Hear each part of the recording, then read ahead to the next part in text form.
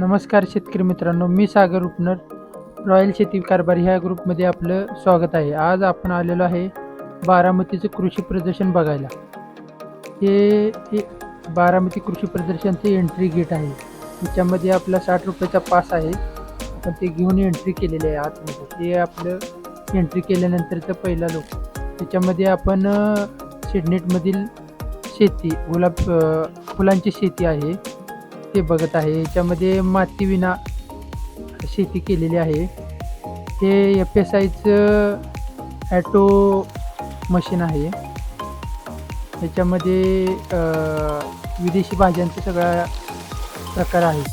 हे machine ट्रायलसाठी best चालू आहे. हे ॲटो फार्मचं ॲटोमध्ये फर्टिगेशनचं मशीन आहे. हे अशा प्रकारे प्रत्येक वॉकसाठी त्याची सिस्टीम आहे. हे अशा प्रकारे शोसाठी हे कमी जागेत आपण अशा भाज्या करू शकतो आपण. यासाठी ते एक हे कमी जागेमध्ये केलेलं हे आहे. RCFचं खतं वापरल्यानंतर अशा प्रकारचे टोमॅटो येऊ शकतात. हे ह्याच्यामध्ये दाखवलेलं आहे. सूर्यफूल मल्चिंगवरती ठिबकवरती केलेलं आहे. अशा प्रकारे सूर्यफूल आलेलं आहे उंचच्या उंच. आणि ह्याच्यामध्ये आता मका केलेली आहे बेड पद्धतीवरती. मल्चिंग वगैरे करून ही मका केलेली आहे.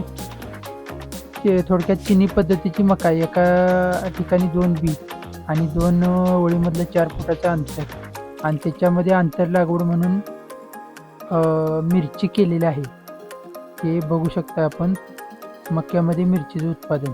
आता त्यानंतर हे तूर आहे. AI तंत्रज्ञाना आधारित तूर आहे. हा AI तंत्रज्ञान आधारित ऊस आहे. त्याच्यामध्ये AI टेक्नॉलॉजी वापरून अशा प्रकारे ऊसाचं उत्पादन घेतलेलं आहे. सगळ्या प्रकारचे वाण ह्या ऊसाचे याच्यामध्ये आहेत. हे अशा प्रकारे ठिबक इरिगेशन वगैरे आणि असा ऊस आहे. हे कृषी प्रदर्शनामध्ये आल्यानंतर फोटो काढण्याचं एक ठिकाण आहे. आणि हे याच्यामध्ये एक सजावट आहे. जुन्या प्रकारचा नांगर वगैरे आहे ह्याच्यामध्ये. ही फुलांची शेती, वेगवेगळ्या प्रकारची फुलं आहेत. प्रत्येक फुलांचे वेगवेगळ्या व्हरायटी लावलेल्या आहेत. हे एंट्री गेट आहे. त्यांचे संशोधन केंद्राचं जे मुख्य ऑफिस आहे तेथील एक हे एंट्री गेट आहे. याच्यामधून आपण चालू जाऊन पुढच्या टप्प्याला आपण चाललेलो आहे. ते पुढच्या टप्प्यामध्ये बचत गटाकडून तयार केलेली एक ही म्हणजे देखावा आहे. अशा प्रकारे जुन्या पद्धतीचं हे आहे. आता आपण आलेलो आहे कंपन्यांचे प्रत्येक कंपनीची व्हरायटीची रोपे म्हणजे हे टेक्नॉलॉजीनुसार शेडनेटमधील सगळी टेक्नॉलॉजी पाण्याचे इरिगेशन फर्टिगेशन ह्याच्यामध्ये आहे टोमॅटो वगैरे. आता बघायला आलेलं आहे आपण मत्स्य शेती. अशा प्रकारे टँक तयार केलेला आहे आणि त्याच्यामध्ये मासे सोडण्यात आलेले आहेत. आता हे कमी जागेमध्ये आपण मत्स्य शेती करू शकतो. कमी जागेमधील बायोफ्लॉक मत्स्य शेती आहे. हे अशा प्रकारे कमी जागेमध्ये आपण मत्स्य शेती करू शकतो. माशाची शेती करू शकतो. मासेपालन करू शकतो. आणि त्यानंतर हे त्याच्या साईडलाच आहे ॲक्वापॉनिक मत्स्य शेती. ते तुम्ही झाडांना फलक आहेत, खेकडे वगैरे त्यांच्या जाती या सगळ्यासाठी ते फलक आहेत.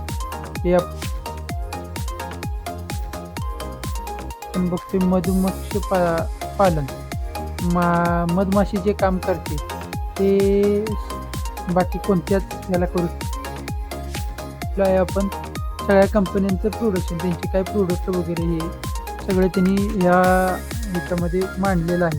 हे तर K+S कंपनी बघू शकतोय. बाकीच्या अशा सगळ्या भरपूर कंपन्या ह्याच्यामध्ये आलेल्या आहेत. हे आता आपण आलेलं आहे बिटल जातीची शेळी वगैरे हे आपण बघतो.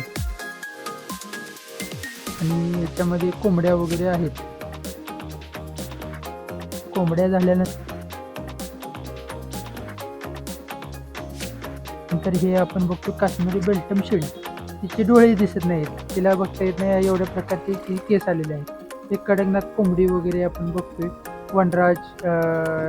वनराजा वगैरे कोंबडी ही जी जात आहे कोंबडीची, कावेरी जात आहे. इथे सगळ्या प्रकारचे कोंबड्यांच्या जाती एक त्यांच्या परीने दाखवण्यात आलेले. हे बिटल जातीचा नर आहे.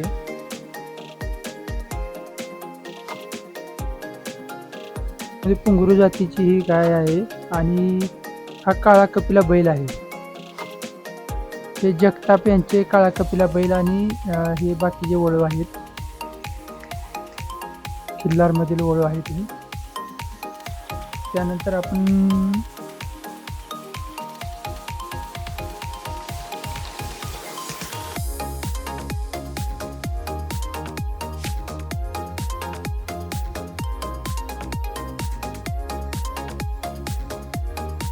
जास्तीत जास्त दूध देण्यासाठी हा प्रसिद्ध आहे. आणि हा वळू एचपचा वळू आहे. आणि ह्याला उठवण्यासाठी भरपूर प्रयत्न केलं ह्या पोराने, पण ते काय उठायला तयार नव्हतं. हो का, बघा, सरजा उठ म्हणून हे ढकलायला लागले, पण ते काय उठायला तयार नाही. एवढं सगळं हे प्रयत्नानंतर, एवढं डोचवल्यानंतर हा उठलेला आहे. आणि ह्याच्यामध्ये आता नैसर्गिक शेतीसाठी जे वापरलं जातं, जे द्रावण तयार करतो आपण, ह्युमिक वगैरे, ह्याच्या कशा प्रकारे तयार करायचे आपण यामध्ये दाखवलेलं आहे. 10 लिटर ड्रम किंवा पीक संरक्षण निविदा जे काय आहेत. आणि आपण छोट्या भागात, तेवढ्याच छोट्या एखाद्या 10 गुंठ्यामध्ये आपण आपल्या